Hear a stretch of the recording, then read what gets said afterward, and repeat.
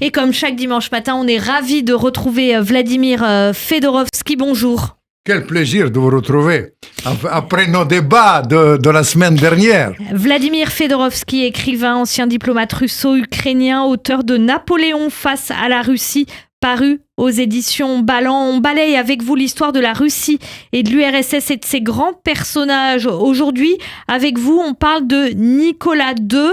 Nicolas II, dites-vous, c'est une erreur de casting. Pourquoi ? L'erreur de casting parce qu'il ne voulait pas être tsar. L'erreur de casting parce qu'il était un très bon père de famille, un excellent cavalier, un formidable amoureux, mais il n'était pas un homme d'État. Et ça, c'est une chose fatale pour la Russie. Il a hérité son père, il est mort à 49 ans. Il pouvait encore régner 30 ans de plus, comme Poutine aujourd'hui. Mais je dois vous dire qu'il est mort.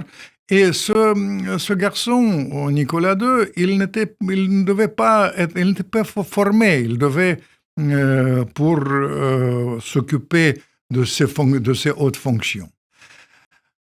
Humainement, il était quelque chose qui marque les gens qui le regardaient de près. Il n'était pas prêt à prendre des décisions. Il le voyait, vous savez, il est tout et son contraire.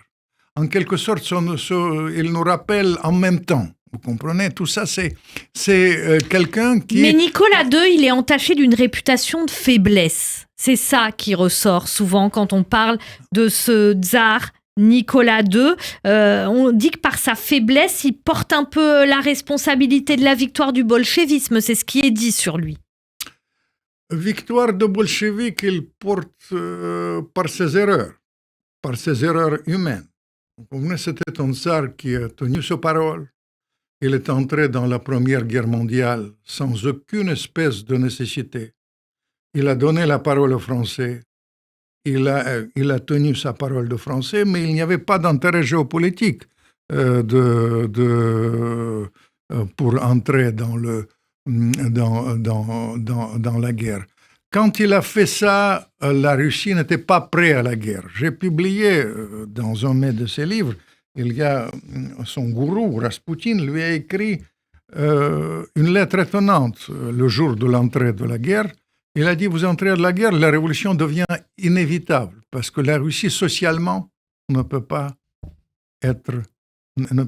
entrer. Et puis, il me rappelle en quelque sorte Gorbatchev. Oui, je vous en prie. Vladimir Fedorovski, vous parliez tout à l'heure, vous parliez dans un précédent épisode, sur Radio J de Catherine II, et vous expliquiez le fait qu'elle soit humaine, qu'elle ait voulu changer les choses, combien ça lui a coûté politiquement. Dans ce que vous dites sur Nicolas II, on a le sentiment que c'est la même chose. En politique, en Russie, quand on essaye de faire les choses différemment, de les faire évoluer, d'être, entre guillemets, pour l'époque, progressiste, à chaque fois, ça se paye cher. Pourquoi ? Les grands réformateurs sont malheureux. Il y a quelqu'un qui était le numéro 2 de Gorbatchev, il compare Nicolas II et Gorbatchev. Parce que tous les deux ne voulaient pas tuer. Tous les deux, ils voulaient faire les Russies étape par étape. Simplement, Gorbatchev, il a une vision de la sortie de la Russie de régime autoritaire et de régime totalitaire. Tandis que Nicolas II, il était même sur ça assez ambigu. Parce que son esprit, vraiment la chose fatale, Dieu sait que j'avantage toujours le rôle des femmes dans l'histoire du monde, et notamment dans l'histoire juive, avec les égéries juives qu'on a évoquées pendant l'été, je dois vous dire qu'en même temps, il y a la femme qui a joué un rôle fatal. Il était très amoureux de sa femme. Ils ont eu une grande tragédie parce que leur fils était hémophile. Ils ont partagé cette tragédie, et cette femme, il y avait un phénomène très bizarre. Elle était évidemment la princesse allemande, ou plutôt anglo-allemande, puisque sa grand-mère était anglaise, mais il a assumé l'esprit russe un peu rêvé. et il pensait que la Russie doit être gérée seulement dans le cadre de régime d'autocratie absolue. Il a empêché ce tsar de prendre les mesures absolument inévitables pour aller vers la Constitution. Il a pris quelques mesures, mais après, il a fait les marches arrière. Mais je pense vraiment le rôle fatal a été joué quand même par son erreur géopolitique. D'où vient ma nécessité aujourd'hui, d'ailleurs, de parler, de voir très clair les erreurs géopolitiques qu'on commet, puisque les erreurs géopolitiques, ils peuvent amener à la fin des États. À la fin des États, je pèse mes mots. Et à la fin des États. À la fin des États dans le monde. Si vous faites des erreurs géopolitiques, ça peut saboter l'avenir des États. La preuve, je m'excuse, c'est pour ça que je reviens à la Révolution russe. La Révolution russe, c'était engendré par l'erreur géopolitique. C'est pas seulement la crise sociale, c'est pas seulement la crise culturelle. Il n'y a jamais qu'un seul facteur en histoire. L'amoncellement de facteurs, mais le facteur décisif, c'était l'erreur d'entrer dans la Première Guerre mondiale et après, avec toutes ces répercussions. Et puis, dans la gestion de la crise, pourquoi je compare Nicolas II et Gorbatchev? Parce que, humainement, ni l'un ni l'autre ne pouvaient pas tuer. Parce que, par exemple, vous savez que pendant la crise de février Mais alors, Nicolas, un tsar qui ne peut pas tuer, ça ne peut pas être un tsar?